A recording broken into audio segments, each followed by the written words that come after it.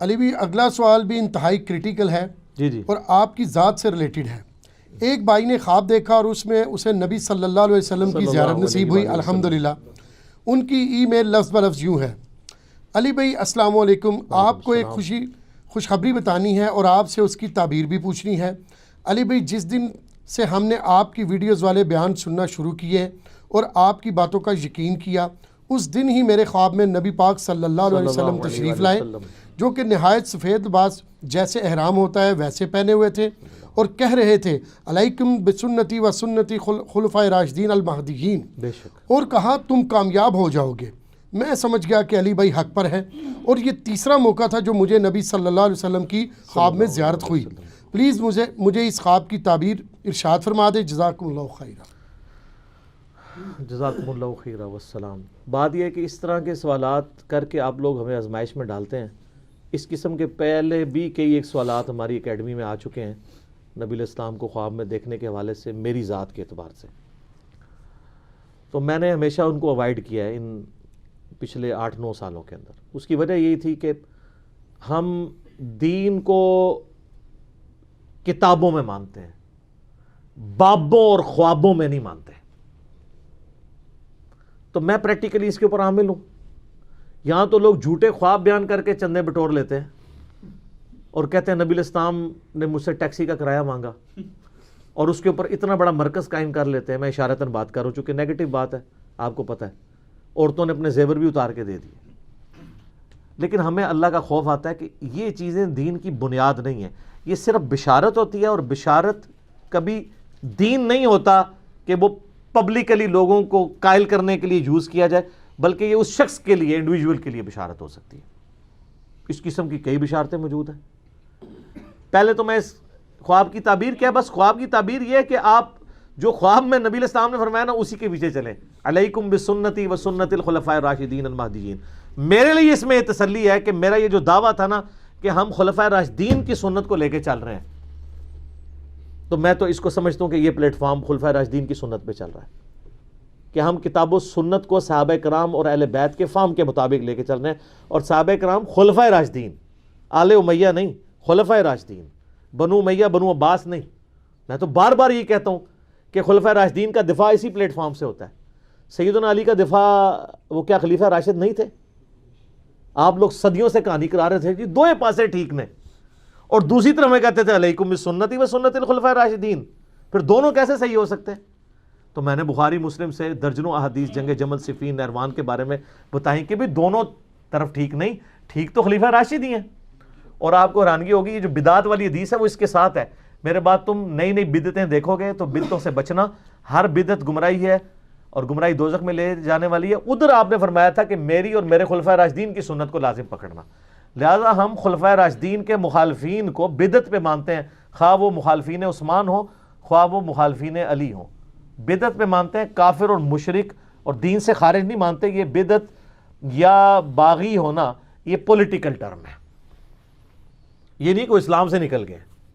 تو اللہ کے فضل سے یہ پلیٹ فارم غدیر خم پہ کھڑا ہے۔ کتاب اللہ کی توحید بھی اسی پلیٹ فارم سے بیان ہوئی ہے، اور اہل بیت کا دفاع بھی اسی سے ہوا ہے اللہ کے فضل سے۔ تو یہ تمہارے لیے بشارت ہے۔ باقی یہ ہے کہ ہماری کوئی بھی بات کتاب و سنت کے مطابق ہو وہ آپ لیں، اور جو اس کے مطابق نہ ہو اس کو نہ لیں۔ تو کوئی دنیا میں بندہ پرفیکٹ نہیں ہے، مجھ سے بھی کئی معاملات میں غلطی ہو جاتی ہے، بعض اوقات ان انٹینشنلی، بلکہ زیادہ تر ان انٹینشنلی ہو بھی جاتی ہے۔ مجھے بعد میں خیال آتا ہے یار میں نے تو یہ لفظ بولا تھا، یہ کیوں نکل گیا میرے منہ سے، حالانکہ میں اس وقت یہ سمجھتا ہوں کہ یہی میں نے بولا تھا، لیکن بعض اوقات زبان سے سلپ آف ٹنگ ہو جاتا ہے، بعض اوقات وہم لاحق ہو جاتا ہے۔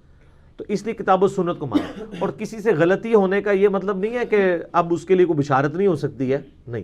ہاں کوئی فاش لیول کی غلطی ہو، گمراہی پہ مبنی عقائد ہوں، پھر اس کے ساتھ معاملہ ذرا ڈیفرنٹ طریقے سے ٹریٹ کیا جائے گا۔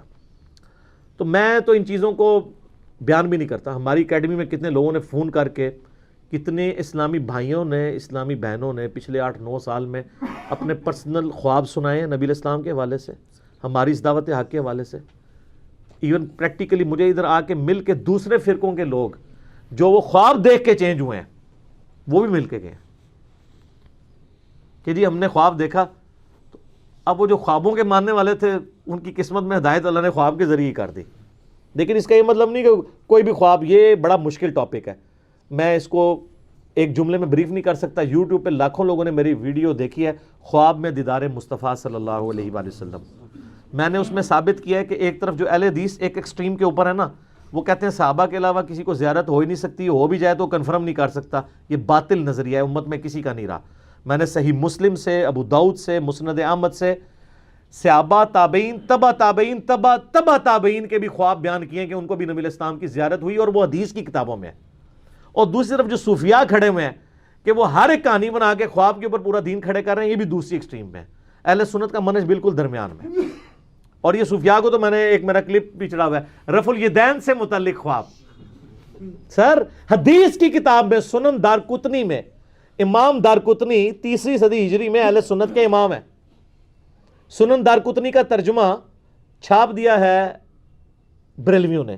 آپ مارکیٹ سے جا کے خرید لیں، نماز والا چیپٹر کھول لیں، اس میں امام دارقطنی کہتے ہیں، رفع الیدین کی حدیثیں لکھتے ہوئے کہتے ہیں کہ میرا استاد جب بھی مجھے رفع الیدین کی حدیثیں لکھواتا تھا نا، رکوع میں جاتے وقت، رکوع سے اٹھتے وقت، تو اپنا خواب بھی مجھے ساتھ لکھواتا تھا، اور انہوں نے حدیث کی کتاب میں ڈال دیا. اور وہ خواب یہ ہے، وہ کہتے ہیں میں بھی کوفیوں کے مذہب پہ تھا، یعنی نجدیوں کے، یعنی بغیر رفع الیدین کے نماز پڑھتا تھا.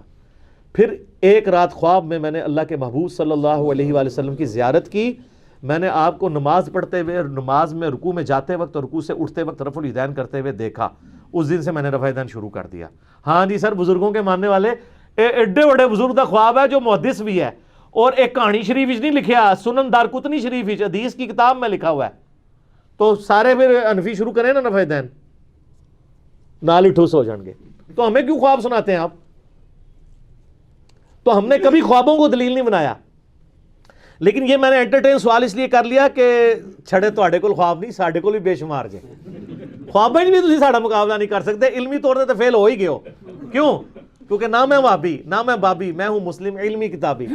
میں آپ کو مزے کی بات بتاؤں، 2009 کی بات ہے، جب 8 یا 9 کی ہوگی، جب میں نیا اس طرف آیا. اس وقت میری ویڈیوز اس طریقے سے ریکارڈ ہونی شروع نہیں ہوئی تھی. تو میرے ایک بڑے قریبی دوست، میرے آفس کے کولیگ بھی تھے، وہ بڑے کٹر قسم کے بریلوی تھے، تو مجھ سے ناراض ہو گئے. اب میں ان کو آیات، حدیثیں، عقیدہ توحید، استانت پہ بتاتا تھا، وہ کہتے نہیں تو گمراہ ہو گیا. بہرحال ہماری دوستی اپنی جگہ قائم تھی، لیکن بس وہ بڑی دراڑ اس میں آ گئی، کیونکہ رہتے کٹھے تھے تو ظاہر ہے ایک گھر میں رہتے ہوئے آپ علیحدگی تو نہیں اختیار کر سکتے نا. ہم وہاں سارے چھڑے رہتے تھے. ایک گھر ہم نے کرائے پہ لیا ہوا تھا G10 4 کے اندر، اسلام آباد میں. وہاں پہ مسجد عمر مارکیٹ کے اندر ایک مسجد ہے بریلویوں کی، وہیں ہم نماز پڑھتے تھے. تو وہ ایک دن خیر ہم سفر پہ گئے، ہاں ہم لاہور گئے اشفاق احمد صاحب کی قبر پہ جانے کے لیے، اس لیے کہ اشفاق احمد صاحب کا میں نے وہ ڈرامہ پہلے دیکھا تھا، من چلے کا سودا. تو وہ 2006-7 میں وہ پہلا موقع تھا کہ مجھے یعنی سیریسلی اللہ کو لینا شروع کیا. ویسے نماز تو پڑھتے تھے، لیکن نماز پڑھنے والے کون اللہ کو سیریس لیتا ہے؟ ورنہ تو دنیا میں چینج نہ آ جائے. 313 نے دنیا قلب کر دی، یہاں لاکھوں لوگ اجتماع میں آتے ہیں، دنیا ادھر کی ادھر ہی ہے، بلکہ پیچھے ہی جا رہی دن بدن. اچھا، تو میری خواہش تھی چلے اشفاق احمد صاحب سے ملاقات نہیں ہوئی تو ہم ان کی وائف سے مل لیں. تو وہ اس وقت زندہ تھی. ان کے گھر گئے، وہ بھی نہیں تھی، بل گھر تک گئے، پھر قبر کا پوچھا، قبر پہ گئے، جا کے وہاں پہ دعا کی ان کے لیے. تو واپسی پہ جب آئے نا، تو مجھے یاد ہے جیلم اسٹیشن پہ میں نے اترنا نہیں تھا، کیونکہ اسلام آباد واپس اتوار کی شام تھی تو صبح آفس جانا تھا. تو ہم لاہور سے یعنی پنڈی سے لاہور گئے رات والی نائٹ، اس کے اوپر نائٹ کوچ کے اوپر، اور صبح دوسری ٹرین جو شام کو 4:30 بجے چلتی ہے. تو جب میں جیلم اسٹیشن پہ اترا نا، نماز مغرب ہم نے ادا کی، تو بڑے اچھے طریقے سے نا میرا وہی دوست جو میرے ساتھ بڑا بادل ناخواستہ چل رہا تھا، تو میں نے کہا کہ 2-3 دن سے آپ کا موڈ بڑا ٹھیک ہوا ہے. تو ان کا جی نبی علیہ السلام کی خواب میں زیارت ہوئی تھی. اچھا، میں نے کہا اچھا. تو کہتے ہیں میں نے دیکھا کہ آپ نبی علیہ السلام کے دائیں طرف بیٹھے ہوئے ہیں، اور نبی علیہ السلام آپ سے گفتگو کر رہے ہیں، اور گفتگو کے دوران وہ یہ کہہ رہے ہیں کہ تمہیں جو حق بات پتہ چلی ہے نا، یہ اب تم نے امت تک پہنچانی ہے.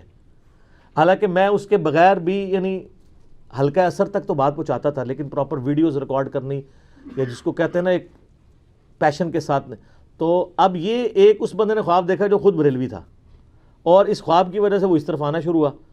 تو یہ اس نے پھر مجھے بات بتائی. اللہ کا شکر ہے پھر میں نے اس دعوت کے حوالے سے یعنی پھر پیشن کے ساتھ بات، اس قسم کے بہت سارے واقعات ہیں.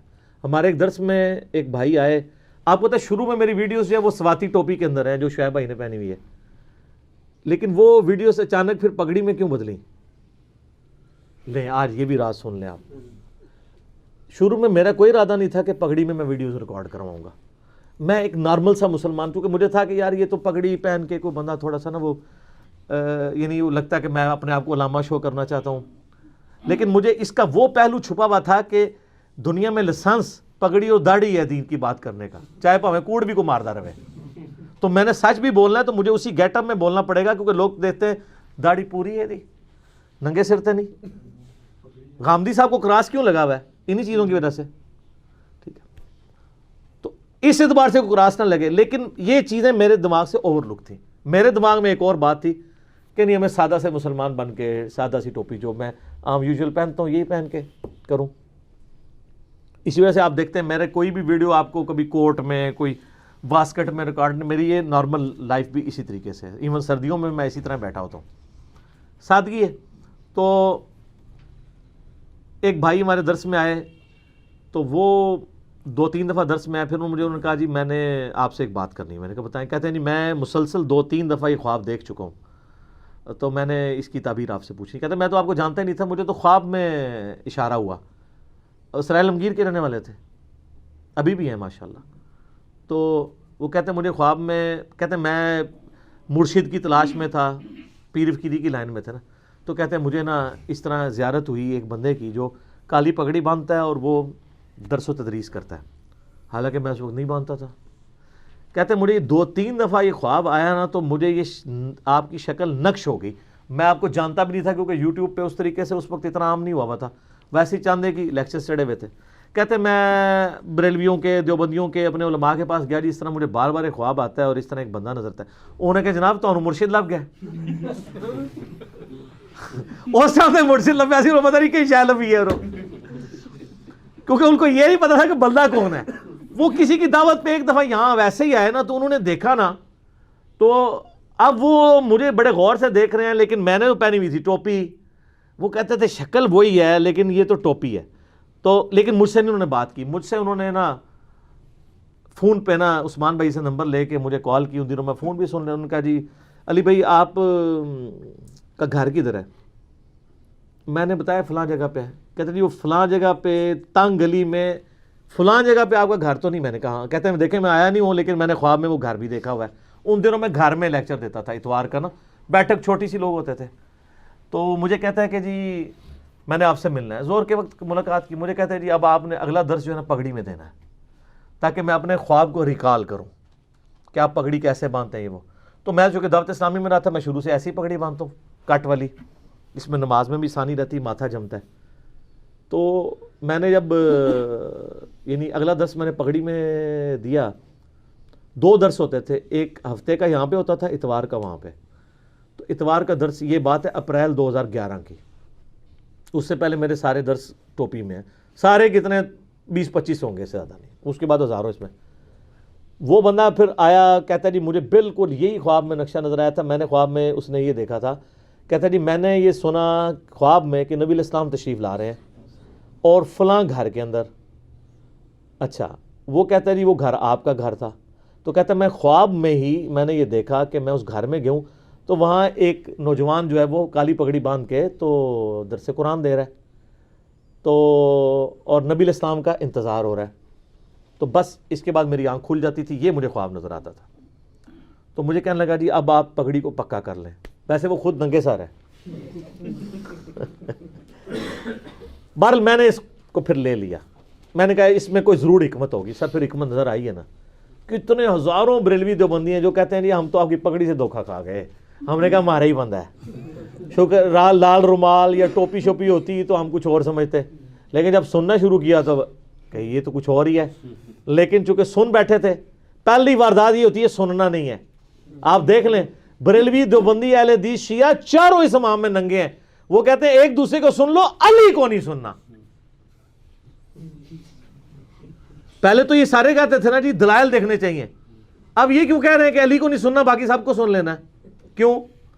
ان کو پتہ ہے کہ مسئلہ کہاں پہ خراب ہے, وہ ان کی بیماری پکڑی گئی ہے. تو تو میں نے خیر اس چیز کو پھر پکا لے لیا. میں نے کہا جی اب انشاءاللہ تعالی میں جو ہے نا وہ درس اسی طریقے سے دیا کروں گا. لیکن یہ میں نے باتیں آپ سے اس لیے شیئر نہیں کی ہیں کہ اس کے بعد میں نے کوئی چندہ بک قائم کرنی ہے یا میں نے کوئی نذرانہ کھولنا ہے یا میں نے کوئی اشتہار چھاپنا ہے اور میں نے جناب اعلان کروا دینا ہے. کچھ بھی نہیں. سرسری سوال آیا تھا دنیا میں ہی بندہ ہوں گا جو یہ سب کچھ کرنے کے بعد اور کئی ایک خواب جو میری ذات سے بھی ریلیٹڈ ہے اور کئی لوگوں اوروں نے بھی دیکھے ہیں ان کو بیان کیے بغیر میں پھر کہوں گا کہ یہ دین کتابوں میں ہے, بابوں اور خوابوں میں نہیں ہے. بہرحال یہ ضرور ہمیں دعا کرنی چاہیے کہ اللہ تعالیٰ ہمیں نبی علیہ السلام کی خواب میں بار بار زیارت نصیب فرمائے, آمین. ہمیں ایمان و عافیت کے ساتھ مدینہ شریف میں موت نصیب فرمائے, آمین. بقیع غرقد میں مدفن نصیب فرمائے, آمین.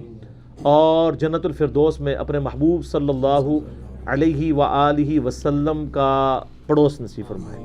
یہ دعا ہم مانگتے ہیں اپنے لیے بھی, اپنے گھر والوں کے لیے بھی, اپنے دوستوں کے لیے بھی, اپنے رشتہ داروں کے لیے بھی, آمین ثم آمین. جزاک اللہ. ٹھیک ہو گیا.